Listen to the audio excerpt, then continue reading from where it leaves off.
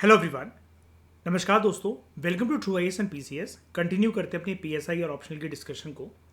अगला टॉपिक जो हम डिस्कस करने वाले हैं that is evolution of political theory. PSIR के लेक्चर जब मैंने स्टार्ट करे थे दोस्तों, जब उसकी ओरिएंटेशन क्लासेस मैं आप लोगों की ले रहा था, मैंने आप लोगों को बताया था कि अगर मैं आपसे बोलूं कि ये एक ऐसी पिक्चर, ये एक ऐसी वेब सीरीज़ है जिसका क्लाइमेक्स तो बहुत बहुत ज़्यादा धमाकेदार है, लेकिन इंट्रोडक्शन थोड़ा सा आपको बोरिंग लग सकता है। तो ये टॉपिक कुछ उसी धमाकेदार क्लाइमेक्स के बारे में है। हालांकि ये एक छोटी सी झलक है, क्योंकि इवोल्यूशन ऑफ पॉलिटिकल थ्योरी के कॉन्टेक्स्ट के अंदर हम बड़े सारे पॉलिटिकल फिलोसफर्स, पॉलिटिकल थ्योरिस्ट और पॉलिटिकल साइंटिस्टों को रेफरेंसेस की तरह यूज़ करेंगे। डिटेल तरीके से एक एक करके इसके बारे में हम एक सेपरेट चैप्टर बनाएंगे हर एक पॉलिटिकल थ्योरिस्ट के बारे में। लेकिन पॉलिटिकल थ्योरी की जो इवोल्यूशन है, यहाँ पर अगर आपको अपना आंसर फ्रेम करना होता है तो आपको प्रोमिनेंट पॉलिटिकल थ्योरिस्ट की एक टाइमलाइन देनी पड़ती है कि इनका आगमन कब हुआ, कब इन्होंने थ्योरी देना स्टार्ट करी, एक की थ्योरी दूसरे से थ्योरी, एक की थ्योरी दी हुई दूसरे की दी हुई थ्योरी से कैसे अलग थी। ये सारी बातें हम इसके अंदर करने वाले हैं। ठीक है। तो एक प्रोमिनेंट स्कॉलर थे एंड्रयू हैकर। एंड्रयू हैकर का इस पॉलिटिकल थ्योरी के इवोल्यूशन के संदर्भ में एक बात जो उन्होंने कही वो ये कही, उनका कहना था पॉलिटिकल थ्योरी एक नेवर एंडिंग डिबेट है बिटवीन थ्योरिस्ट। अब वो नेवर एंडिंग डिबेट कैसे है, इसके बारे में मैं आपको डिटेल में पहले ही समझा चुका हूँ, प्लेटो के रेफरेंस से, सोक्रेटिस के रेफरेंस से, कि अगर किसी थ्योरिस्ट ने एक थ्योरी दी तो यानी कि उस थ्योरी के अंदर कुछ पॉइंट्स आएंगे जो कि होंगे एंटी थीसिस के, और फिर कुछ पॉइंट होंगे सिंथेसिस के। ये एक बनेगी फाइनल थ्योरी। लेकिन ये जो एक फाइनल थ्योरी होगी, ये कुछ टाइम तक ही, कुछ जमाने तक ही ये परमानेंट मानी जाएगी। इसके भी फिर काउंटर आर्ग्यूमेंट्स निकल कर आएंगे, that will be known as antithesis. फिर इन दोनों के कॉम्बिनेशन से अगेन एक फाइनल थ्योरी बनेगी, लेकिन उसका भी अस्तित्व सिर्फ कुछ समय तक रहेगा, कुछ जमाने तक रहेगा। ठीक है। तो political theory according to Andrew Hacker एक नेवर एंडिंग डिबेट है बिटवीन थ्योरिस्ट। ये वार्तालाप, ये डिबेट एंड डिस्कशन, ये आर्ग्यूमेंट्स बिना लात जूता चप्पल चलाए चलती रहती है थ्योरिस्टों के बीच में। और इसका जो इवोल्यूशन है वो एक पर्टिकुलर कंट्री, एक पर्टिकुलर टाइम के साथ एसोसिएटेड है, लेकिन जब उसका आगमन हुआ पॉलिटिकल थ्योरी का, वहां से ये डिसिप्लिन, ये पॉलिटिकल थ्योरीज आज तक चली हुई आ रही हैं, नई थ्योरीज बन रही हैं, और पुरानी थ्योरीज सेम कंट्री में अगर वो इजाद हुई थी, उनका निर्माण हुआ था, तो वो वक्त और ज़माने के हालात के अनुसार चेंज होती हुई चली आ रही है। अब आपने मेरी पीएसआईआर की डिस्कशन में अक्सर ये लाइन सुनी होगी, मैंने इसको सैकड़ों बार कहा है, वक्त, हालात और ज़माने के अनुसार। मैं अक्सर हर एक लेक्चर में इस लाइन को काफ़ी बार यूज़ करता हूँ। तो जब भी मैं ये बार बार बोलता हूँ कि वक्त, हालात और ज़माने के अनुसार, इसको बोला जाता है दोस्तों spatial and temporal impact. English में अगर आपको इसको लिखना है ना कि वक्त, हालात और ज़माने के अनुसार, आपको ये 3 वर्ड्स लिखने होते हैं, स्पेशियल एंड टेम्पोरल इम्पैक्ट। सबसे पहले हम इन दोनों वर्ड्स का मतलब समझते हैं। स्पेशियल का मतलब होता है anything which is related to a particular location, geographical location, यानी कि हम यहां पर किसी एक कंट्री की, नेशन स्टेट की बात कर रहे हैं। और टेम्पोरल का मतलब होता है विद रेफरेंस टू टाइम।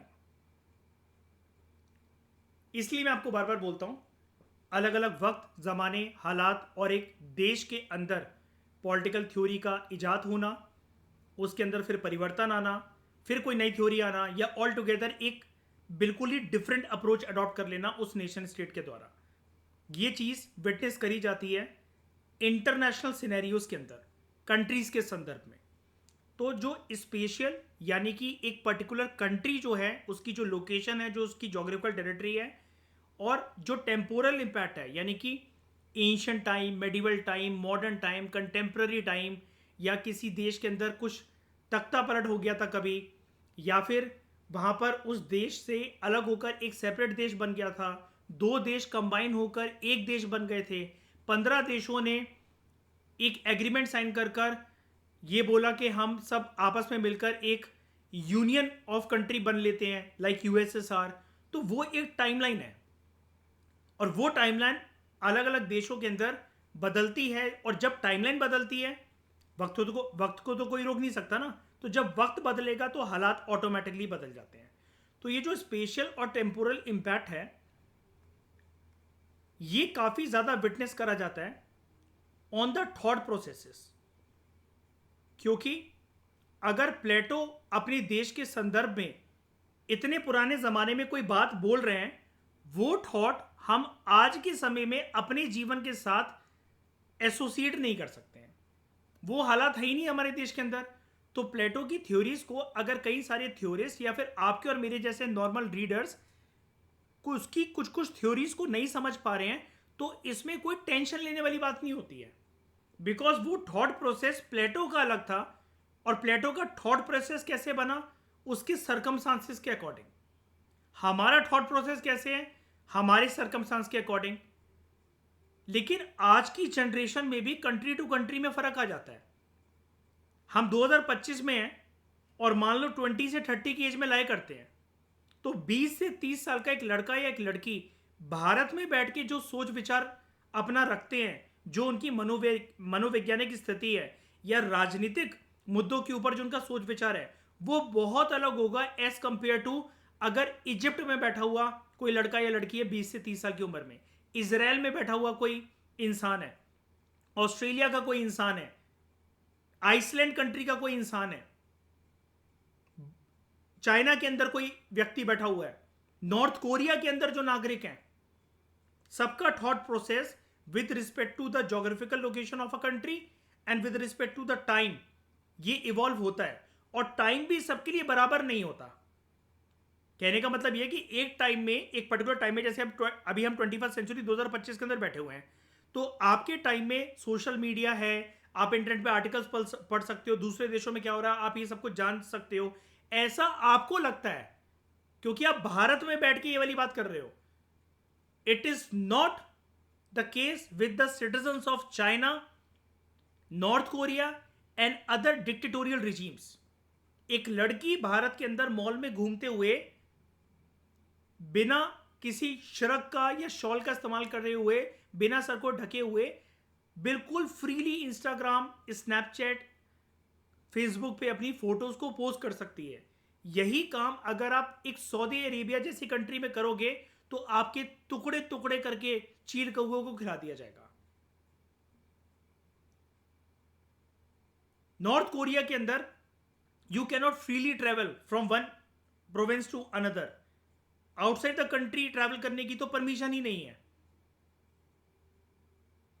तो बेसिकली राइटर का कहने का मतलब यह है कि पॉलिटिकल थ्योरी को एक एंडलेस या never ending debate between the theories इसलिए कहा जाता है, जैसा एंड्रयू हैकर हमें बता रहे हैं, क्योंकि हर एक पॉलिटिकल थ्योरिस्ट सामने वाले पॉलिटिकल थ्योरिस्ट की थ्योरी को या तो नकारेगा या अडॉप्ट करेगा। ये पर्टिकुलर लोकेशन और टाइम की बात है। और इसी के संदर्भ में मैं आपको एक बहुत तगड़ी लाइन देना चाहता हूं, जिसको हम बार बार जब भी वेस्टर्न पॉलिटिकल थिंकर्स को एक एक करके उनके बारे में डिटेल्ड स्टडी करना स्टार्ट करेंगे, तो वहां पर आपको ये लाइन काम आएगी। एक लाइन को आप लिख सकते हो, हर पॉलिटिकल थ्योरिस्ट के कॉन्टेक्स्ट के अंदर आपको ये लाइन यूज करनी पड़ेगी। Man is a product of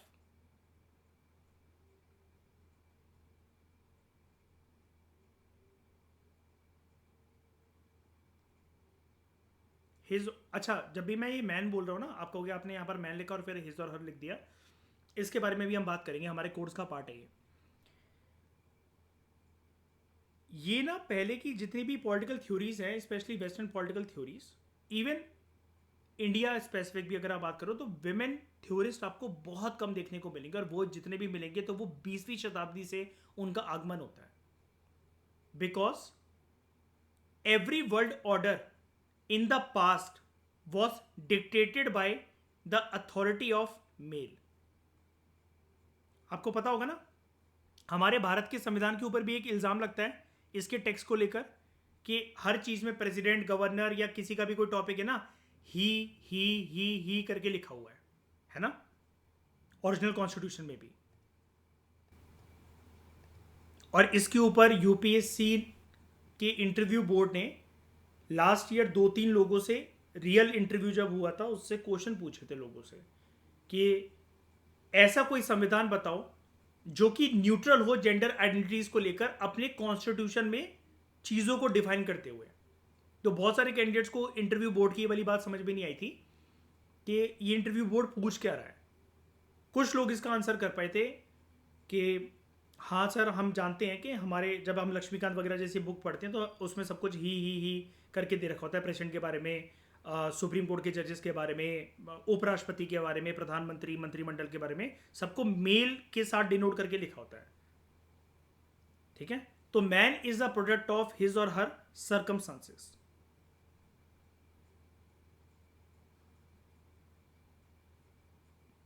इंसान हमेशा जैसा होता है, पॉलिटिकल थ्योरीज तो ठीक है, लेकिन साइकोलॉजी भी ये वाली बात कहती है कि वो हमेशा अपनी परिस्थितियों की वजह से जो होता है वैसा होता है.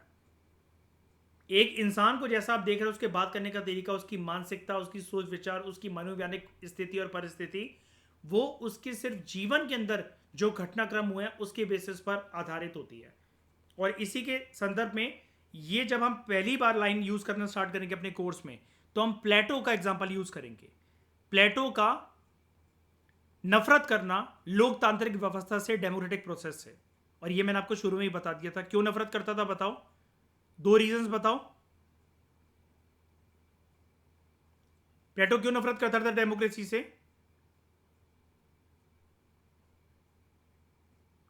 फ्रेंड नहीं, टीचर. सोक्रेटिस को जहर देकर मार दिया गया था. सत्ता में कौन उस टाइम पर लोग बैठे थे? Democratic rulers. दूसरा, सदमा कब लगा? पेलोपोनेशियन वॉर में. तो उसको क्या लेना देना था पेलोपोनेशियन वॉर से?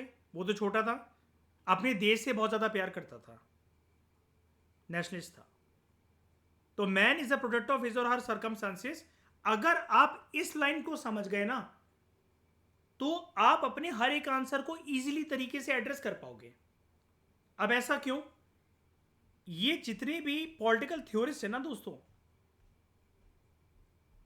जस्ट अ मिनट, ये Machiavelli, Plato, Hobbes, Aristotle, Socrates, Descartes, John Locke, Jean Jacques Rousseau, Karl Marx और ना जाने कितने अनगिनत स्कॉलर्स जो हैं वो रहे हैं. और हमारे कोर्स में भी हमें सैकड़ों के बारे में पढ़ना है.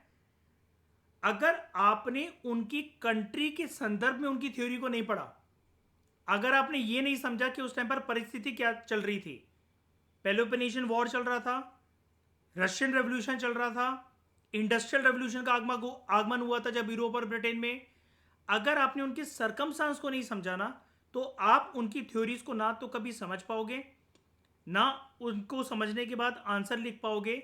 और उसके बाद अगर आपको इंडिया स्पेसिफिक उनका कनेक्शन बनाना पड़ेगा, या जीएस पेपर 2 के सेक्शन, ये पेपर 2 सेक्शन ए के अंदर जब आप बात करोगे कंपैरेटिव पॉलिटिक्स की, तो आप उन थ्योरीज को यूज नहीं कर पाओगे फिर, जो कि आपको करनी पड़ेगी यूज. हमेशा ये लाइन जब भी आप वेस्टर्न पॉलिटिकल थिंकर्स के बारे में पढ़ोगे, इंडियन पॉलिटिकल थिंकर्स के कंटेक्स्ट के अंदर तो सिर्फ नेशनल मूवमेंट के थिंकर्स ही हमारे कोर्स के अंदर हैं, पीएसआई और ऑप्शनल के सिलेबस के अंदर ज़्यादातर 99%. लेकिन वेस्टर्न पॉलिटिकल थिंकर्स के अंदर ये वाली लाइन आपको समझनी पड़ेगी, फील करनी पड़ेगी. पहले आप उनकी परिस्थितियों को समझो, फिर समझो वो ऐसी बात क्यों कर रहे हैं.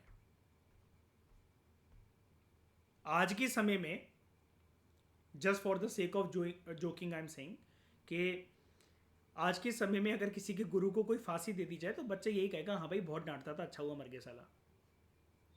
लेकिन प्लेटो की थिंकिंग अपने गुरु को लेकर काफ़ी अलग थी. और प्लेटो का खुद का चेला एरिस्टोटल, जिसको प्लेटो ने पूरी जिंदगी पढ़ाया, सबसे बड़ा क्रिटिक उसका वही बना.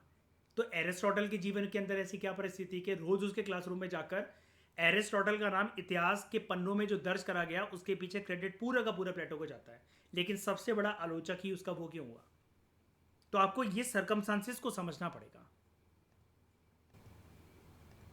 कि प्लेटो ने क्या कर लिया था भाई, कोई कुछ ज़्यादा फीस मांग ली थी उससे, या फिर उसको लड़की के साथ बैठने के तू लड़की के साथ मत बैठ, दूर बैठा कर, या फिर उसको बॉयज़ हॉस्टल में डाल दिया था, ऐसा क्या करा था? मतलब ये सब बातें मैं मजाक के लिए बोल रहा हूँ, लेकिन एरिस्टोटल आलोचक क्यों बना उसका स्टूडेंट होते हुए भी? और एरिस्टोटल कोई ऐसा नहीं था कि आलोचक है तो हम उसको नेगेटिव मान लें। भाई एरिस्टोटल ने अलेक्जेंडर द ग्रेट बनाया यार, दुनिया पे कब्जा कर मारा उस आदमी ने। तो एरिस्टोटल भी अगर खुद टीचर के परस्पेक्टिव से अगर आप उसको देखो छोटा मोटा व्यक्ति, तो फिर वो भी नहीं है। सोक्रेटिस ने प्लेटो को बनाया, प्लेटो ने एरिस्टोटल को बनाया, और एरिस्टोटल ने अलेक्जेंडर द ग्रेट को बनाया। तो ये जो थॉट प्रोसेसेस हैं, इसकी वजह से आपको एक सीमलेस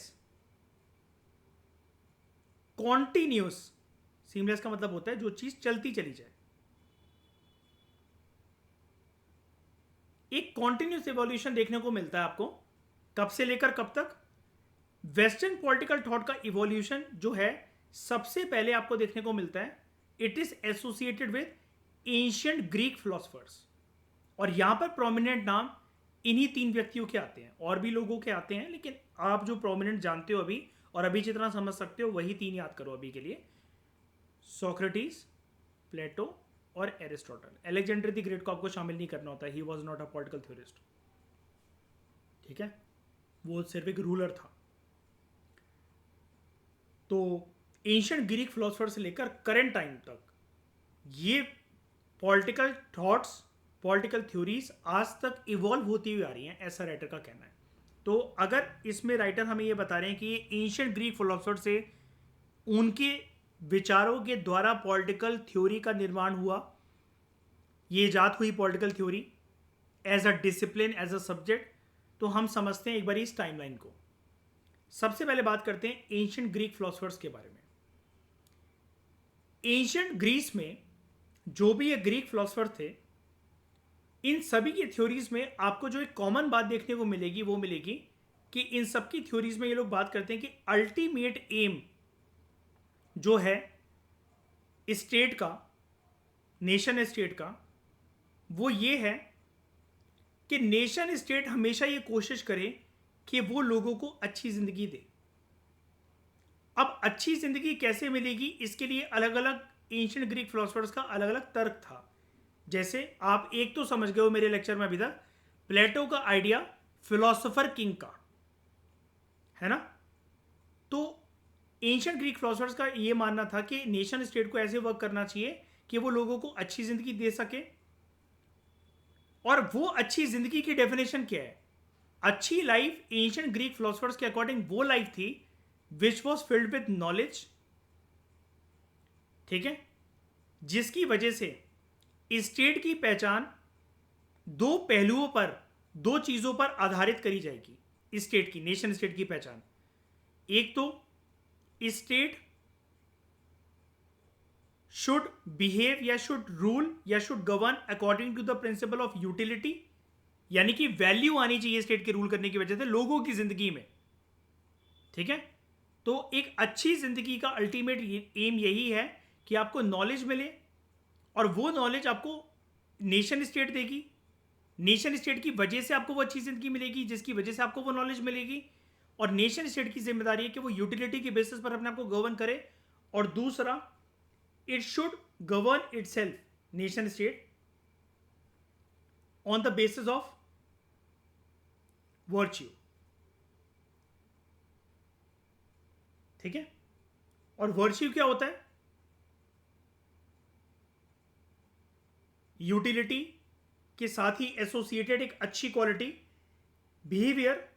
वर्च्यू मतलब बेसिकली क्या? यूटिलिटी तो आप समझ गए, एक क्वालिटी जिसकी वजह से एक अच्छी जिंदगी आपको मिलेगी। वर्च्यू का मतलब ये है एक ऐसा बिहेवियर जिसमें आपको हाई मॉरल स्टैंडर्ड देखने को मिलते हैं, या फिर एक गुड क्वालिटी या गुड हैबिट।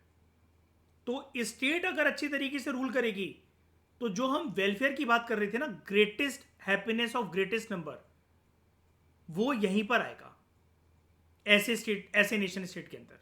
ये greatest happiness of greatest number of masses का ये जो सिद्धांत है, ये ऐसे ही नेशन स्टेट में आ सकता है जो कि नेशन स्टेट अपने नागरिकों को अच्छी जिंदगी देने की कोशिश करे, उनको नॉलेज दें, ठीक है, जिस नॉलेज के बेसिस पर लोगों को यकीन हो जाए कि यस हमारी नेशन स्टेट यूटिलिटी और वर्चू के प्रिंसिपल पर टिकी हुई है। अब एंशिएंट टाइम में जो ग्रीक फिलोसफर्स थे, उन लोगों ने क्रिटिकल थिंकिंग को डेवलप करा। इसलिए आपको जो मूर्तियां देखने को मिलती है ना, जब भी आप गूगल इमेजेस पे अगर आप डालोगे सोक्रेटिस, प्लेटो एंड एरिस्टोटल, तो इनकी मूर्तियों में हमेशा आपको ऐसा दिखेगा कि ये बैठ के कुछ सोच रहे हैं, है ना। अब ये क्रिटिकल थिंकिंग की डेवलप कैसे हुई, उसके पीछे वैसे बहुत सारे मत हैं। जैसे प्लेटो ने एक बारी सोक्रेटिस से सवाल करा था कि सर जी आप मतलब ये जो हमसे हमारी क्लासरूम में रोज जो आप फिलोसफिकल डिबेट्स वगैरह रखवाते हो, तो आपके अंदर ये भावना कैसे आई कि आप गहराइयों से इन सब चीज़ों के बारे में सोच सको। जैसे सोक्रेटिस ना रोज क्लासरूम में बहुत ईजी टोन में बच्चों से बात करते थे, तो बहुत ईजी टॉपिक के बारे में पूछते थे कि हाँ भाई बताओ प्यार क्या है, बताओ नफरत क्या है, बताओ कि ये जो संसार है ये क्या है, भगवान क्या होता है। ऐसी चीज़ों के बारे में जो रोज़मर्रा के जीवन में इंसान सुनता है, देखता है, लेकिन उतनी गहराई से कभी उसने समझा नहीं है उन चीज़ों को।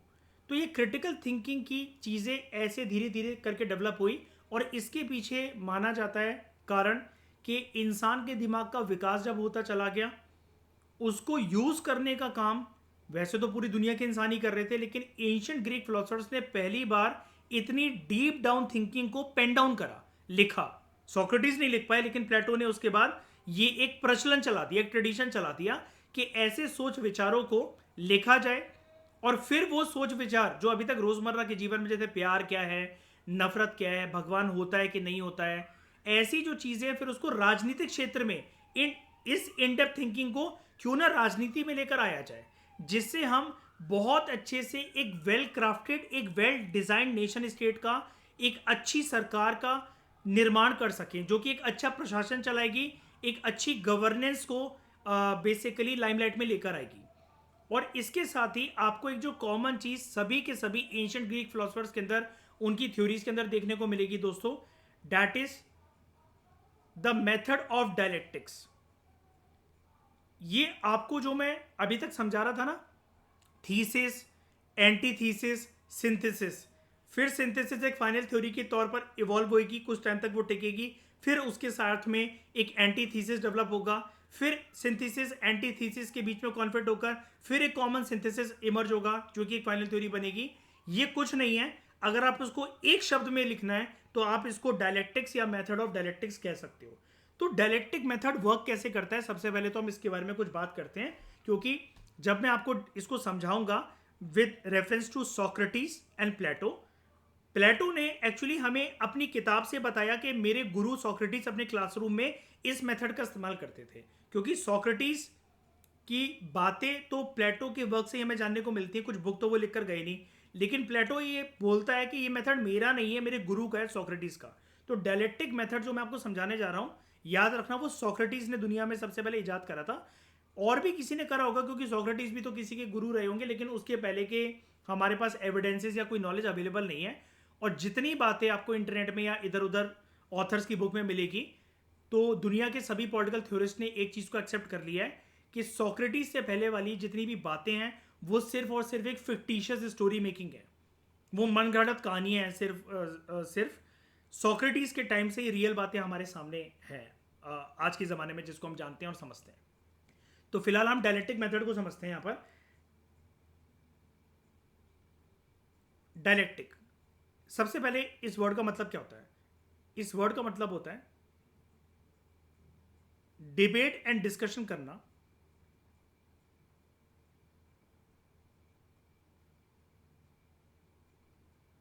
ताकि आप एक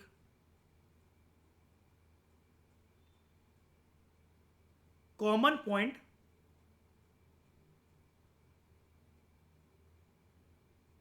या कॉमन थ्योरी पर अराइव हो सको। सबसे इंपॉर्टेंट बात इस मेथड के संदर्भ में, very important, you should not miss this term. ये एक फिलोसफिकल अप्रोच होती है।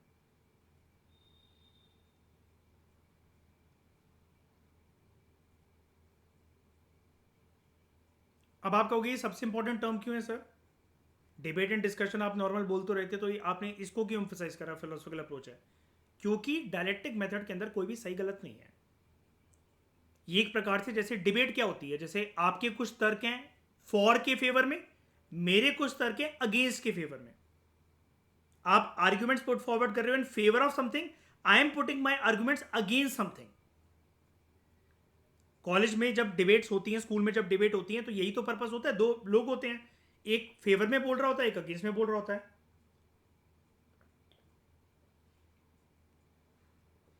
ठीक है, तो ये एक फिलोसफिकल अप्रोच है जहां पर लोग अपना अपना तर्क देते हैं, अपने अपने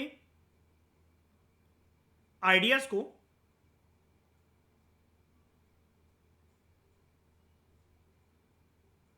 पुट फॉरवर्ड करते हैं, जहां पर जो वेरियस आइडियाज इमर्ज होकर आते हैं उनको एग्जामिन करा जाता है। एग्जामिन कैसे करा जाता है? दोनों पार्टीज के द्वारा, या जितने भी वहां पर वक्ता हैं, बोलने वाले जो लोग हैं या ऑब्जर्वर हैं। जैसे सोक्रेटिस की क्लासरूम में सोक्रेटिस ने आज दो लोगों को बिठाया सामने और बाकी स्टूडेंट्स को बोला ये दोनों जो अपने अपने तर्क देंगे इस चीज के फेवर में या अगेंस्ट में, आप लोग सब इनको सुनना। और तर्क देने वालों को यह भी बोला गया कि जो आपकी काउंटर पार्टी है, सामने वाले को फॉर में बोलना है, आपको अगेंस्ट में बोलना है, लेकिन अगेंस्ट वाले को बोला जाएगा आप फॉर के आर्ग्यूमेंट्स को भी सुनना, समझना, ठीक लगे तो अप्लाई करना, आपका काम इसको क्रिटिसाइज करने का नहीं है। और अगेंस्ट वाले को भी ऐसी चीजें बोली जाएंगी, दोनों पार्टीज को बोला जाएगा अपोजिट पार्टी की विचारधारा को सुनने की कोशिश करना, समझने की कोशिश करना कि अगर उसने इसके पीछे का एक तर्क दिया, आपकी बात को काटा है, तो क्यों काटा है उसने आपकी बात को। तो यहां पर आइडियाज को या आर्ग्यूमेंट्स को एग्जामिन करा जाता है। और इसके पीछे जो एक सिंपल अप्रोच फॉलो होती है, that is initially it begins with asking a question, then it is followed by answer. Answer देने के बाद again it is followed by a counter question. कभी कभार, अब इसकी आप ये दिक्कत कह लो या फिर इसका एक आउटकम कह लो, कभी कभार कुछ टॉपिक्स ऐसे हो सकते हैं जिनके ऊपर ये क्वेश्चन आंसर काउंटर क्वेश्चन फिर आंसर फिर काउंटर क्वेश्चन, ये एक हो सकता है एंडलेस डिबेट की तरह चलती चली है। और ये कोई चौंकने वाली बात नहीं होगी, बिकॉज हमें यहां पर एंड्रयू हैकर के द्वारा ही ये बताया जा रहा है कि पॉलिटिकल थ्योरी अपने आप में ही वो एक नेवर एंडिंग डिबेट है between theories.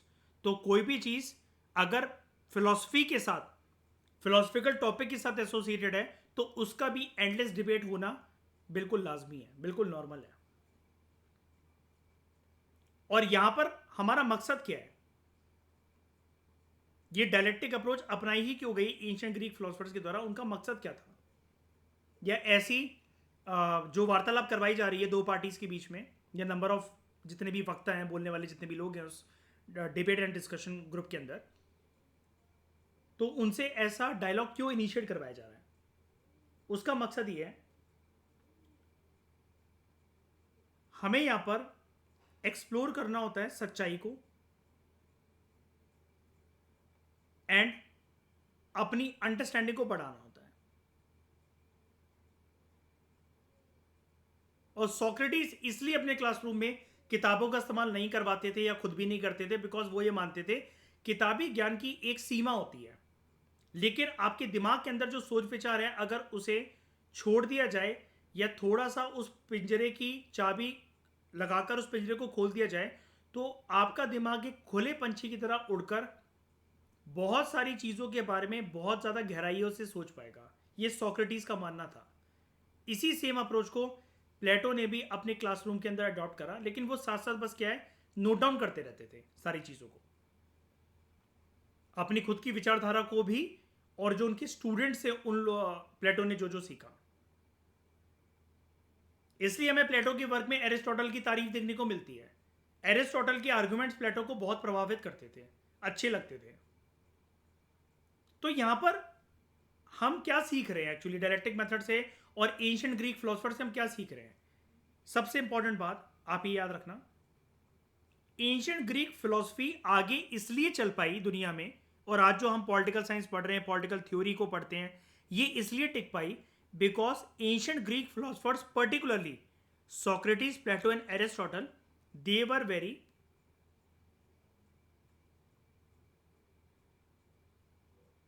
open-minded in their approach.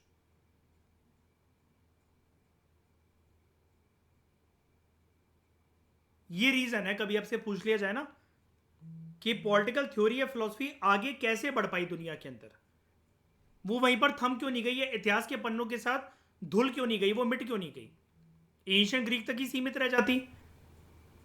हम भारत के कंटेक्स्ट के संदर्भ के अंदर बैठकर आज इसको क्यों पढ़ रहे हैं? पूरी दुनिया की जो सरकारें हैं, जो देश है, उनका ये पॉलिटिकल थ्योरीज के बेसिस पर कैसे काम कर रहा है, ये नॉलेज सिर्फ एंशिएंट ग्रीस तक क्यों नहीं सीमित रही? बिकॉज वो फिलोसफर्स ओपन माइंडेड थे अपनी अप्रोच के अंदर। तो जब उनसे इंस्पिरेशन लेकर लोगों ने उनकी थ्योरीज को समझा, उनके खुद की विचारधाराएं नई नई डेवलप हुई, और ऐसे कर कर दुनिया के अलग अलग कोनों में इन्हीं एंशिएंट ग्रीक फिलोसफर्स की थ्योरीज से, सोक्रेटिस, एरिस्टोटल, प्लेटो की थ्योरीज से नई नई थ्योरीज इजाद होती चली गई, और इन्हीं की थ्योरीज में 19-20 का फर्क होते होते हर एक जमाने के अंदर बहुत ही ज्यादा डायनेमिक, न्यू, इवोल्यूशनरी, सम रेवोल्यूशनरी थ्योरीज डेवलप होती चली गई, और आज भी हो रही हैं। ठीक है, तो इसका अल्टीमेट एम क्या है कि ट्रुथ को एक्सप्लोर करना और एक डीपर अंडरस्टैंडिंग गेन करना किसी भी टॉपिक के बारे में। ये डायलेक्टिक मेथड का A to Z मैंने आपको इसके बारे में सब कुछ बता दिया। अब आगे चलकर जितनी बार ये वर्ड आएगा या ये जो कॉन्सेप्ट आपको समझाया जाएगा एक पैराग्राफ के थ्रू, आपको कोई दिक्कत नहीं आएगी। मैंने ईजी वर्ड्स में यहाँ पर आपको बता दिया, रेदर देन के वो मैं आपको समझाऊँ approach, thesis, anti thesis and synthesis, वो भी मैंने आपको टेबल बनाकर समझा दिया कि वो कैसे वर्क करता है। तो ये जो एंशिएंट ग्रीक फिलोसफर्स हैं, ये डायलेक्टिक मेथड का इस्तेमाल करते थे। दोनों प्लेटो और एरिस्टोटल स्टेट को एक जरिया मानते थे, नेशन स्टेट को एक जरिया मानते थे कि नेशन स्टेट एक ऐसा प्रतीक है, एक ऐसी चीज है जो कि सोर्स है वर्च्यू का, हाई मॉरल स्टैंडर्ड्स का, गुड क्वालिटी ऑफ लाइफ देने का, greatest happiness for greatest number, welfare state को प्रमोट करने का एक जरिया है स्टेट, नेशन स्टेट। और वो ही एक ऐसा नेचुरल इंस्टीट्यूशन हो सकता है एक पर्टिकुलर कंट्री के अंदर। और यहां पर state as a natural institution मतलब कैसे कि आप दुनिया में कभी ना कभी जहां पर जिस भूमि के अंदर खड़े हुए हो, वो कोई ना कोई कंट्री तो होगी, वो कोई ना कोई नेशनल स्टेट तो होगा, उसको चलाने वाले कुछ लोग होंगे जो कि शासन प्रशासन में बैठे होंगे, सरकार चला रहे होंगे, सत्ता में बैठे हुए लोग होंगे। तो स्टेट अपने आप में according to both Plato and Aristotle एक ऐसा पावरफुल सोर्स है वर्च्यू का, और एक ऐसा नेचुरल इंस्टीट्यूशन है जो कि मदद करता है देश में देशवासियों के लिए इक्वालिटी को मेंटेन करने के लिए, समानता को मेंटेन करने के लिए, और न्याय देने के लिए अगर कोई गलत या कोई अनहोनी अगर उनके साथ हो जाए नागरिकों के साथ। लेकिन दोनों प्लेटो और एरिस्टोटल नेशन स्टेट की इंपॉर्टेंस को वर्च्यू और इक्वालिटी और जस्टिस के लिए तो इंपॉर्टेंस देते थे, लेकिन दोनों के ओपिनियन अलग थे with respect to the conception of state and king. यानी कि स्टेट का जो एक तरीके से ढांचा है वो किन प्रीमाइसिस के ऊपर, किन पैरामीटर्स के ऊपर लाए करना चाहिए, प्लेटो का तर्क अलग था, एरिस्टोटल का अलग था। और जो किंग का आइडिया था, जैसे प्लेटो का आइडिया तो आप जानते हैं फिलोसफर किंग का, एरिस्टोटल का क्या कहना था इस फिलोसफर किंग के आइडिया पर। और यही तर्क की वजह से, डिफरेंसेस की वजह से, अपने आइडियाज, अपने थॉट्स में, अपनी विचारधारा में एरिस्टोटल आगे चलकर एक आलोचक बन जाता है अपने गुरु प्लेटो का। तो यहां पर तो हम इवोल्यूशन ऑफ पॉलिटिकल थ्योरी के बारे में बात करें, इसलिए एक एक पैराग्राफ के अंदर जितना मैं आपको बता सकता हूं उतना ही बता पाऊंगा मैं आपको, क्योंकि अगर यहां पर मैं आपको ये मैकियावेली और इन सब की थ्योरीज अगर मैं आपको समझाने लगा तो फिर इसमें तो 3-4 दिन निकल जाएंगे, ठीक है, क्योंकि हमारे एक सेपरेट एक एक चैप्टर है इसके ऊपर, इन सारे थ्योरीज के ऊपर, और डायरेक्ट क्वेश्चंस आते हैं इन सब चीज़ों से। अब ये तो हो गई प्राचीन दुनिया की बात, है ना, प्राचीन इतिहास की बात हो गई दुनिया के संदर्भ में कि ये जो पॉलिटिकल थ्योरीज हैं, पॉलिटिकल फिलोसफीज हैं, ये इमर्ज हुई एक देश के अंदर जो कि था Greece, particularly Athens, Greece.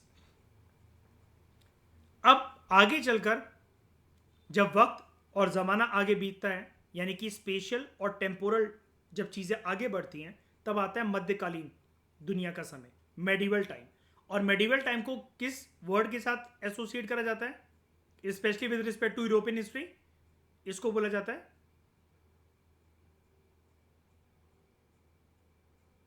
Dark ages. इसको बोला जाता है डार्क एजेस, क्योंकि यहां पर पूरी दुनिया के अंदर उथल पुथल बहुत ज्यादा चल रही थी। आप भारत को भी इसमें शामिल कर सकते हो, आप खुद देख लो, इस्लामिक रूलर्स का एडवेंट यहां पर हुआ, कितनी ज्यादा वॉर्स यहां पर देखने को आपको मिलती हैं। एक ऐसे रूलर जिनका हमारे देश से कुछ लेना देना नहीं था, वो इतने सारे सालों तक हमारे देश में बैठे रहे। दिल्ली सल्तनत के लोग पहले, फिर उसके बाद मुगल एम्पायर। यूरोपियन कॉन्टिनेंट के अंदर भी ऐसे ही था, सारी कंट्रीज के अंदर। तो मध्यकालीन दुनिया के इतिहास में क्या हुआ, दुनिया के इतिहास की मैं बात कर रहा हूं, या मैं यहां पर अभी किसी भी पॉइंट के अंदर इंडिया के कॉन्टेक्स्ट की बात नहीं कर रहा हूं, इवोल्यूशन के टर्म्स में। ये पॉलिटिकल थ्योरी और पॉलिटिकल साइंस का डिसिप्लिन याद रखना, यूरोप की धरती के साथ ही एसोसिएटेड है इसकी इवोल्यूशन थ्योरी। वो अलग बात है जो मैं आपको प्रीवियस लेक्चर में बता रहा था कि भारत के अंदर आप कौटिल्य की मंडल थ्योरी को शामिल कर सकते हो, लेकिन वो सिर्फ एक स्पेसिफिक छोटी सी पॉलिटिकल थ्योरी है, और उसको भी कभी नाम नहीं दिया गया कि एक राजनीतिक विज्ञान का ये विषय है।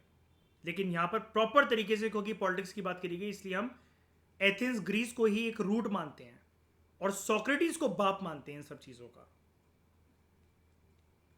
तो मेडिवल टाइम के अंदर पॉलिटिकल साइंस जो है उसको माना जाता था कि ये एक सब डिसिप्लिन है। देख रहे हो पॉलिटिकल साइंस की औकात क्या थी। पॉलिटिकल साइंस अपने आप में कितनी बड़ी चीज है, वैसे तो आज तो एक डिसिप्लिन है पूरा का पूरा, एक सब्जेक्ट मैटर है। लेकिन मध्यकालीन दुनिया के इतिहास में, यूरोपियन कॉन्टिनेंट के इतिहास में, जब ये डार्क एजेस का टाइम चल रहा था, तब पॉलिटिकल साइंस क्या है आपको पता है कि प्रूफ के बेसिस पर काम करती है। तो यहां पर पॉलिटिकल साइंस की डिग्निटी भी बहुत ज्यादा कम थी। अब आप कहोगे सर ये कैसे हो सकता है, ये तो अपने आप में एक पैरामीटर है ना, अपने आप में एक इंडिकेटर है कि जो भी थ्योरीज होती हैं, जो भी फिलोसफीज होती हैं, वो कितनी सही है कितनी गलत है, ये हम पॉलिटिकल साइंस के पैरामीटर और इंडिकेटर के बेसिस पे ही तो जज करते हैं। लेकिन मध्यकालीन यूरोप के अंदर ये पॉलिटिकल साइंस एज अ नाम तो इवॉल्व हो गया था, लेकिन आज जिस समय में यूज होता है ना, जब मैंने आपको इनिशियली यहां पर पढ़ाया, ये आज का संदर्भ था पूरा का पूरा जब हम पॉलिटिकल साइंस की बात कर रहे थे। लेकिन हम यहां पर इवोल्यूशन की फिलहाल अगर जब बात कर रहे हैं, तो पॉलिटिकल साइंस की कोई कदर नहीं थी, वो एक इंडिकेटर या पैरामीटर नहीं था सही और चीजें गलत देखने का। पॉलिटिकल साइंस एक सब डिसिप्लिन था। पॉलिटिकल साइंस से भी ऊपर अथॉरिटी थी चर्च की। अब वहां पर क्योंकि क्रिश्चियनिटी ही ज्यादा होता है यूरोप के अंदर, इसलिए आप इसको चर्च लिख लो, चाहे आप रिलीजन लिख लो।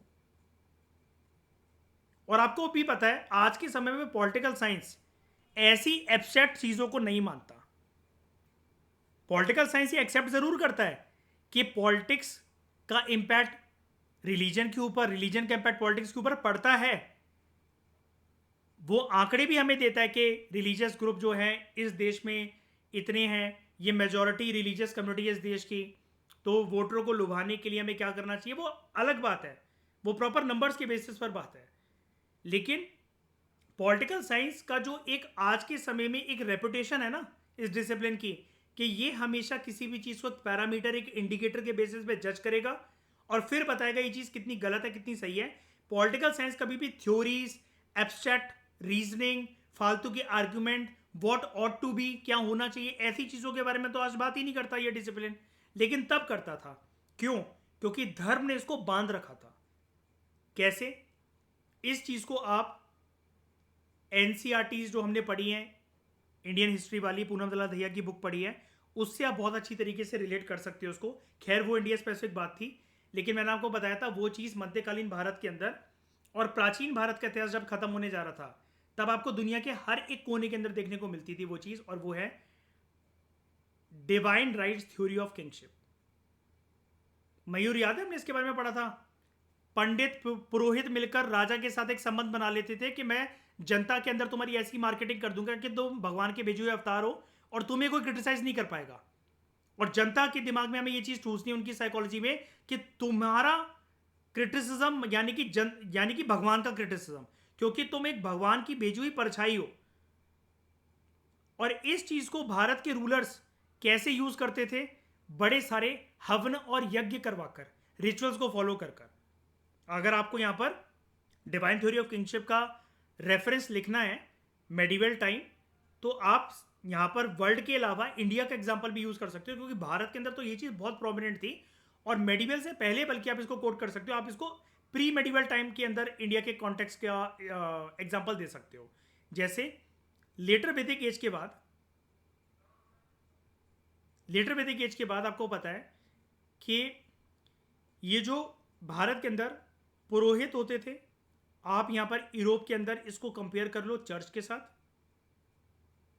और दोनों जगह पर आपको यहां पर देखने को मिलते थे राजा, इंडिया के अंदर भी यूरोप के अंदर भी। यहां चर्च सपोर्ट कर रहा है राजा को, यहां पुरोहित सपोर्ट कर रहा है राजा को।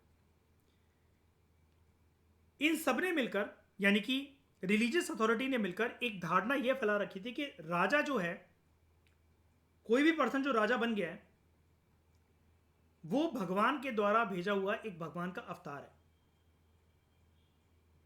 तो ये जो डिवाइन थ्योरी है ना राइट्स की, अब आप कहोगे सर ये वाली बात अभी तक पढ़ने नहीं पड़ी हमारे, कि पॉलिटिकल साइंस एक सब डिसिप्लिन कैसे हुआ? अब उसका मैं आपको पहले प्रूफ देता हूं, फिर हम इसको आगे लेकर जाएंगे अपनी डिस्कशन में, ये लेटर वैदिक एज और पुरोहित वाली बातों को। डिवाइन राइट्स थ्योरी, याद रखना, सबसे इंपॉर्टेंट चीज बता रहा हूं मैं आपको इस लेक्चर की। डिवाइन राइट्स थ्योरी अपने आप में एक पॉलिटिकल डॉक्ट्रिन थी। ये एक पॉलिटिकल रूल था, थंब रूल था, पत्थर की लकीर था यूरोपियन कॉन्टिनेंट के अंदर, हर देश के अंदर, यूरोप के हर देश के अंदर।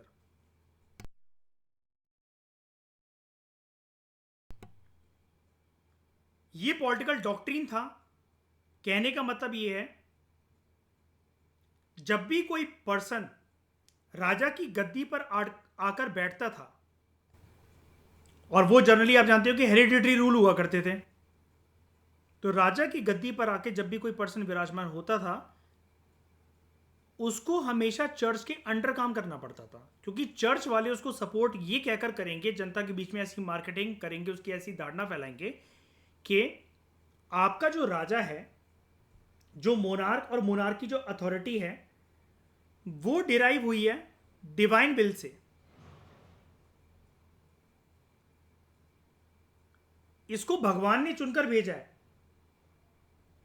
और ये डॉक्ट्रिन का सबसे ज्यादा जो एक बुरा रूप था, जो एक इसकी बैड इंपर्सोनेशन थी इस divine right theory of kingship की, वो ये थी, चर्च ये कहता था कि आपका मोनार्क और उसका रूल करना एक डिवाइन विल है, ना कि it is a kind of consent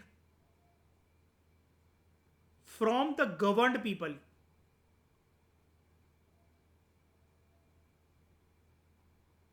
यानी कि जनता। और इसी के बेसिस पर इसको डार्क एज इसलिए बोला जाता है कि जनता का कोई अधिकार था ही नहीं। जो आगे चलकर एक आइडिया आया ना रेनेसा मूवमेंट के बाद, जो हम अगला पढ़ने वाले की, यूरोप के अंदर ट्रांसफॉर्मेशन हुई, लोगों की सोच विचारधारा बदली, तब जाकर ये यूनिवर्सल एडल्ट सफरेज या सफरेज मूवमेंट्स, वोटिंग राइट्स देना, औरतों को तो छोड़ ही दो, औरतों की बात है, नॉर्मल लोगों को, मर्दों को राइट मिलना वोट करने के, कि सत्ता में किसको बिठाना है, वो जनता के हाथ में होगा। ये चीज यहां पर कंप्लीट तरीके से मिसिंग थी, और इसके पीछे पूरा क्रेडिट चर्च को जाता है, और चर्च की मिली भगत राजा के साथ, और राजा चर्च के सामने अपना वर्चस्व को मध्यकालीन विश्व के इतिहास में यूरोपियन कॉन्टिनेंट के अंदर कभी आगे नहीं रख पाया। रेनेसा मूवमेंट के टाइम पर चर्च की अथॉरिटी और डिग्निटी पूरी तरीके से गिरी। जब लोग जागरूक हुए, उनके अंदर रैशनल साइंटिफिक थिंकिंग आई, तब उन्होंने क्वेश्चन करना शुरू करा। सबसे पहले तो जो सत्ता में बैठे हुए जो राजा महाराजा थे उन्होंने ही करा यूरोप के अंदर। फिर जनता को भी वाली बात समझ में आ गई कि ये जो चर्च के जो लोग हैं, फादर और जो नन है, ये अपने आप को एक तरीके से सुपीरियर अथॉरिटी बनाकर सिंबलाइज कर रहे हैं। और इन्हीं की वजह से हम शायद से इलेक्शंस के थ्रू ये डिसाइड नहीं कर पा रहे हैं, या इलेक्शंस होते ही नहीं है शायद से इन्हीं की वजह से, कि हमारी मर्जी के अकॉर्डिंग हम चुनेंगे कि हमारा रूलर कौन होगा सो एंड सो टाइम के लिए। और इसी डिवाइन राइट थ्योरी के अंदर ऐसा माना जाता था कि जो मोनार्क है, जो राजा है, वो गॉड का रिप्रेजेंटेटिव है। He is God's representative on earth. अब क्योंकि वो भगवान का रिप्रेजेंटेटिव है, तो वो जो पर्सन है मोनार्क, वो अकाउंटेबल है ओनली टू गॉड। वो सिर्फ गॉड के लिए अकाउंटेबल है एंड नॉट टू सब्जेक्ट्स। और सब्जेक्ट यहां पे यानी कि किसको कहा जा रहा है? मासेस को, जनता को, सिटीजन्स को। उनके लिए अकाउंटेबल नहीं है। ये था पूरा का पूरा मध्यकालीन विश्व के इतिहास के अंदर, पर्टिकुलरली यूरोपियन कॉन्टिनेंट के अंदर, जो एक लोगों की मानसिकता के साथ मिलकर खेलते थे राजा और चर्च वाले। भारत के अंदर भी कुछ ऐसा ही था। भारत के अंदर ये चीजें कैसे होती थी, जनता को जब बताना होता था, जब पुरोहित को, पंडितों को मार्केटिंग करनी होती थी, क्योंकि पुरोहित को एक प्रॉपर तरीके से सपोर्ट मिल जाता था अपने वर्चस्व को कायम करने का। Brahmins as authority in the varna system, क्योंकि ये सारी पूरी का पूरी चीजें निर्माण कब हुई? लेटर वैदिक एज के बाद। तो राजा भारत के अंदर क्या करता था? अगर हम यहां पर भारत की बात करें, यहां पर इंडिया के राजा तो और भी महान थे। वो अपनी मार्केटिंग करवाने के लिए, इस चीज के लिए क्या करते थे? हवन और यज्ञ करते थे। जैसे इसके अंदर प्रोमिनेंट जो यज्ञ होते थे शामिल, जिसको आम आदमी परफॉर्म नहीं कर सकता था, वो था अश्वमेध यज्ञ। उसके अलावा हिरण्यगर्भ, वो याद है? बड़ा सा एक सोने का अंडा हुआ करता था, उसके अंदर जाकर ये बैठते थे और वो ये बोलता था कि भले ही आप क्षत्रिय हो, अब तो आप ब्राह्मण बनकर आ गए हो, आप वैश्य हो, तो अब आपका कन्वर्जन हो गया है, आपका रीबर्थ हो गया, फ्रेश बर्थ हो गया है। एक और चीज जिसको आप लिख सकते हो कि बहुत बार सिक्कों पर राजा महाराजा ये भी करते थे अपनी डिवाइन राइट थ्योरी को प्रूव करने के लिए। एक साइड पर सिक्के की, ये मान लो कि सिक्के की दो साइड है, आगे पीछे वाली, एक साइड पर अपनी फिगर बनाना, लाइक प्लेइंग वीणा, सितार वगैरह ऐसा, और यहां पर एक गॉड या गॉडेसेस की फिगर बनाना, ये कहकर कि ये है हमारी कुल देवी या कुल देवता और इन्होंने ही हमें निजात करा है और ये आदेश दिया कि आप जनता पे रूल करो। तो फिर पुरोहित ऐसे करके मार्केटिंग करवा देता था कि दोस्तों अब आप खुद देख लो, आपके पास इतने सारे प्रूफ हैं, ये अश्वमेध यज्ञ भी हो गया, हिरण्यगर्भ की परंपरा भी हो गई, और ये देखो जो सिक्के आपके पूरी इकॉनमी में घूम रहे हैं, जहां पर एक तरफ राजा की तस्वीर है और इनकी कुल देवी या कुल देवता की तस्वीर है। तो अगर आपने इनके रूल को डिफाई करा तो अल्टीमेटली आप इनको डिफाई नहीं कर रहे हो, फिर सोच लेना आप गॉड को डिफाई कर रहे हो, और उसके दुष्परिणाम फिर आपके जीवन में कितने भयंकर निकलेंगे। आप परेशान रहोगे फिर पूरी जिंदगी, आपके घर में तबाही मचेगी। तो जनता कभी विरोध नहीं करती थी। सेम स्ट्रैटेजी, बस थोड़ी सी अलग फॉर्म के अंदर यूरोप के अंदर चर्च वाले खेलते थे, राजा के साथ मिली भगत करके जनता के साथ। तो ये जो डिवाइन राइट थ्योरी थी किंगशिप की, इसकी वजह से जो पावर्स थी वो रूलिंग क्लास के पास पूरी तरीके से थी रूल करने की, and that too in an unhindered manner. Unhindered का मतलब होता है अनकंट्रोलेबल मैनर। उसके ऊपर किसी का कोई कंट्रोल नहीं था, it was totally in an uncontrollable manner. उसके बाद वक्त आगे बढ़ता है और चीजें ठीक होती हैं जब इंसान जागरूक होता है, स्पेशली आफ्टर इंडस्ट्रियल रेवोल्यूशन या उससे पहले भी। तो रेनेसा मूवमेंट आई। रेनेसा का मतलब पहले मैं आपको क्लियर कर देता हूं। रेनेसा ना दोस्तों, एक प्रकार से इसका डिक्शनरी मीनिंग होता है रेनेसा वर्ड का रीबर्थ या फिर रिवाइवल। अच्छा मुझे एक बात बताओ, भारत के अंदर जब ये सब कुछ हुआ लेटर विद एक एज के बाद, कि जहां पर जनता की मानसिकता से ऐसे खेला गया, इससे पहले लेकिन ये जब सब चीजें नहीं थी, पुरोहित और राजा का ये जो संगम था, इससे पहले भारत का आदमी जो था वो रैशनल था? बताओ। बिल्कुल था। धीरे धीरे करके उसकी सोच विचार विचारधारा बदल गई ना। रैशनल बेसिस पर इंसान काम करा करता था, उसके अंदर थिंकिंग थी। हम ये नहीं कह रहे साइंटिफिक थिंकिंग है, लेकिन अच्छे और बुरे की समझ थी। अब उसको बेवकूफ़ बनाना बहुत आसान है। सिमिलरली यूरोप के कुछ सेक्शन ऑफ द सोसाइटी ने दोस्तों ये देखा कि जब ये मेडिवल टाइम नहीं था, ये डार्क एजेस का टाइम नहीं था, इससे पहले यूरोप के लोग अच्छे और बुरे की समझ सूझबूझ उनके दिलो दिमाग के अंदर थी। लेकिन चर्च और राजा के संगम ने मिलकर लोगों की मानसिकता के साथ खिलवाड़ करी। तो रेनेसा मूवमेंट इसी रिवाइवल, इसी रीबर्थ की थ्योरी को कहा जाता है। और ये टर्म याद रखना, वैसे तो उसका डिक्शनरी मीनिंग रिवाइवल या रीबर्थ है, लेकिन रेनेसा वर्ड कई स्टूडेंट्स क्या करते हैं, वो इंडिया के संदर्भ में इसको यूज कर देते हैं। जैसे इंडियन नेशनल मूवमेंट के अंदर भी ये जब आप पढ़ते हो ना, राजा राम मोहन रॉय, है ना, और ये सब जो रिफॉर्मिस्ट लीडर जो आते हैं, तो हम इनको भी ऐसे करके लिख देते हैं कि it was also Renaissance movement in India. वो भी एक साइंटिफिक, एक रैशनल मूवमेंट थी, लोगों की थिंकिंग को, साइंटिफिक टेम्परामेंट को उजागर करने के लिए। लेकिन रेनेसा वर्ड भारत के संदर्भ में या एशियन सोसाइटीज में यूज नहीं होता है। जीएस में अगर आप इसको यूज कर लो, अब जिसका पीएसआई और ऑप्शन नहीं है तो उसको लगता है वो उसका ठीक ही है, क्योंकि इंस्टीट्यूट वाले भी कभी इसके ऊपर बात नहीं करते जो जनरल स्टडीज पढ़ा रहे होते हैं।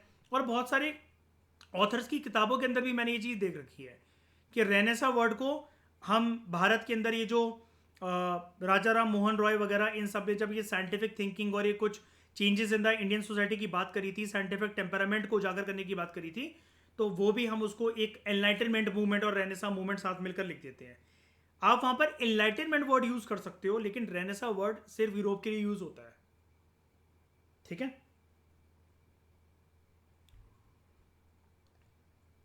हाँ, यही है वो पीरियड ऑफ क्वेश्चनिंग अवेकिंग, नाम इसका रेनेसा है लेकिन। ठीक है। तो ये रीबर्थ और रिवाइवल, क्या निर्भय, मैं वही तो बोल रहा हूं। अब अभी तक आप जीएस के अगर स्टूडेंट थे तो हम कहीं भी इसको यूज कर लेते थे। अब आप करेक्ट वे में इसको जान जाओ कि हमें कहाँ यूज करना है ना, वो ज्यादा बेटर है। रेनेसा सिर्फ यूरोप के लिए आपको यूज करना है, बाकी आप एनलाइटनमेंट या पीरियड ऑफ क्वेश्चनिंग वगैरह ये आप इंडिया के कॉन्टेक्स्ट में या फिर हर कॉन्टेक्स्ट में फिर आप यूज कर सकते हो। तो it was a rebirth and revival. किस चीज का रीबर्थ या रिवाइवल? लोगों का नहीं, interest in art, literature, culture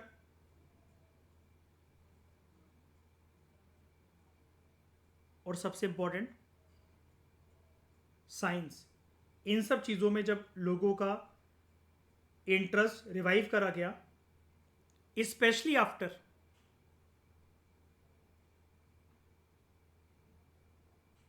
middle edges, that was dark ages, मध्यकालीन विश्व के इतिहास के ज़माने के बाद, तब ये रेनेसा मूवमेंट में क्या हुआ, यहां पर अभी तक आपने देखा था ना, अभी मेडिवल टाइम्स हम क्या पढ़ रहे थे, डिवाइन राइट थ्योरी क्या लोगों को इंपॉर्टेंस दे रही थी? बिल्कुल भी। लोग चुन सकते थे, लोग सवाल जवाब कर सकते थे क्या राजा से? राजा क्या अकाउंटेबल है लोगों के लिए? तो लोगों को तो कूड़ा कचड़ा समझ के, मतलब पूरे रूल से बाहर ही रखा जाता था कि भाई हम तुम्हारे साथ जो भी करें तुम्हें क्वेश्चन नहीं करना है हमें। लेकिन रेनेसा मूवमेंट के बाद इंसानों की सेंट्रलिटी यानी कि उनकी इंपॉर्टेंस बढ़ गई, बढ़ने लगी, और वो एक लाइमलाइट में आ गए। एक ह्यूमन लाइफ की कदर बताई गई, इसको उजागर करा क्या, सेंट्रल इंपॉर्टेंस दी गई इसको। तो ये एक रेनेसा मूवमेंट एक प्रकार से एक साइंटिफिक रेवोल्यूशन थी, जिसकी वजह से फंडामेंटल चेंजेस आए वेस्टर्न पॉलिटिकल थॉट के अंदर। और तब ये आइडिया आया, इसी के साथ आगे चलकर, इस मूवमेंट के कुछ टाइम के बाद आगे चलकर यूरोपियन यूरोपियन कॉन्टिनेंट की कंट्रीज के अंदर ये आइडिया इमर्ज होकर आया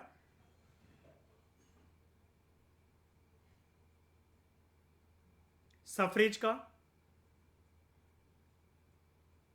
फ्रीडम का,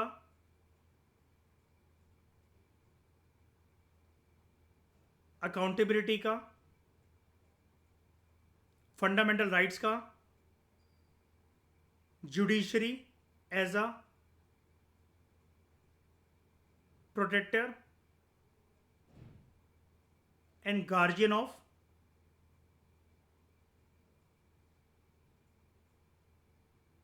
पीपल्स राइट। अलग अलग कंट्री में अलग अलग टाइम पर ऐसा आया। मैं ये नहीं कह रहा कि रेनेसा मूवमेंट के बाद पूरे यूरोप तो कॉन्टिनेंट है, पूरे यूरोपियन कॉन्टिनेंट की सभी कंट्रीज के अंदर एकदम से ये सारे आइडियाज इमर्ज होकर आने लगे होंगे। धीरे धीरे कर कर एटलीस्ट उनका स्टार्टिंग पॉइंट मिल गया, एक इग्निशन पॉइंट मिल गया, वो आग के लिए चिंगारी मिल गई, जिससे बहुत सारे सामाजिक तौर पर परिवर्तन आएंगे और राजनीतिक व्यवस्था भी बदलेगी। और राजनीतिक व्यवस्था के चलते सत्ता में बैठे हुए जो लोग हैं उनको बिठाने का तरीका भी इजाद करा जाएगा। यानी कि सबसे इंपॉर्टेंट बात, ये सारी चीजें मुंह जुबानी नहीं होंगी, इनके लिए प्रॉपर तरीके से निर्माण करा जाएगा एक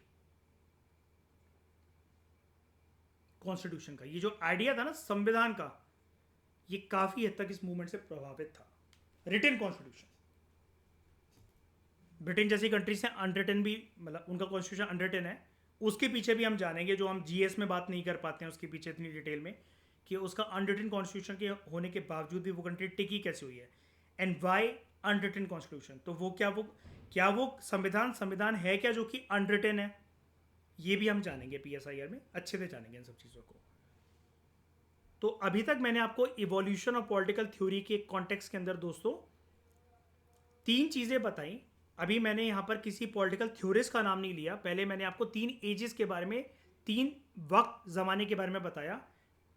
एंशिएंट ग्रीक फिलोसफर्स के टाइम पर पॉलिटिकल थ्योरी कैसे इजाद हुई, मध्यकालीन विश्व के इतिहास में पर्टिकुलरली यूरोपियन कॉन्टिनेंट के कंट्रीज के अंदर कैसे राजा का वर्चस्व बढ़ा चर्च की सहायता से, और चर्च का वर्चस्व तो राजा के वर्चस्व से भी ज़्यादा था। यहाँ पर पॉलिटिकल साइंस जो है वो घुटने चाट रही थी, चर्च के तलवे चाट रही थी, क्योंकि पॉलिटिकल साइंस एक डिसिप्लिन ऐसा था ही नहीं जो कि क्वेश्चन कर सके, क्योंकि डिवाइन थ्योरी पॉलिटिकल साइंस से भी ऊपर थी। वो खुद एक अपने आप में पॉलिटिकल डॉक्ट्रिन था, ये खुद एक थंब रूल था। तो पॉलिटिकल साइंस का जो वर्क है आज के समय में एक इंडिकेटर, एक पैरामीटर होने का, कि उसको फालतू की थ्योरी, इरेशनल थ्योरीज को नहीं मानना है, लेकिन पॉलिटिकल साइंस के कॉन्टेक्स्ट के अंदर ये डिवाइन थ्योरी बहुत रैशनल, लॉजिकल और प्रूवन मानी जाती थी, क्योंकि उस टाइम पर विचारधारा ऐसी थी, इसलिए इसको डार्क एजेस बोला जाता है, जब आपकी आंखों पर पट्टी बन जाए। और रेनेसा मूवमेंट के अंदर ये सारी चीजें ठीक हो गई प्रॉपर तरीके से, जब इंसानों को इंपॉर्टेंस दी गई, जब इंसानों को इस कदर इंपॉर्टेंस मिली कि वो गवर्नमेंट को चूज कर सकते हैं, दे हैव वोटिंग राइट्स। आगे चलकर औरतों की बात भी, औरतों के अधिकारों की भी बात करी गई, और साइंटिफिक और रैशनल थिंकिंग को, साइंटिफिक टेम्परामेंट को लोगों के अंदर प्रमोट करा गया।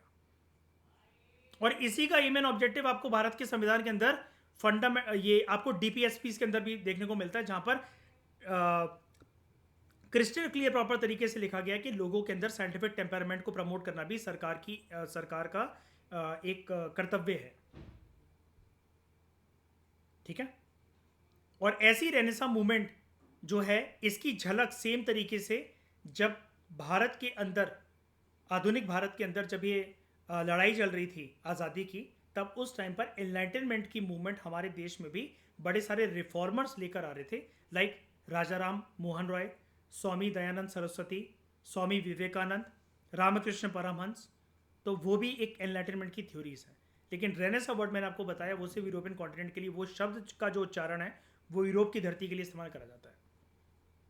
तो इस डिस्कशन में दोस्तों फिलहाल इतना ही। इसी बात को हम अगले लेक्चर में कंटिन्यू करेंगे, और अब हम जो इवोल्यूशन ऑफ पॉलिटिकल थ्योरी की बात करेंगे, तो वो हम पॉलिटिकल फिलोसफर्स के पर्सपेक्टिव से जानेंगे पॉलिटिकल थ्योरी की इवोल्यूशन को, उनके कंधे पे रख के बंदूक चलाएंगे। Thank you very much for discussion.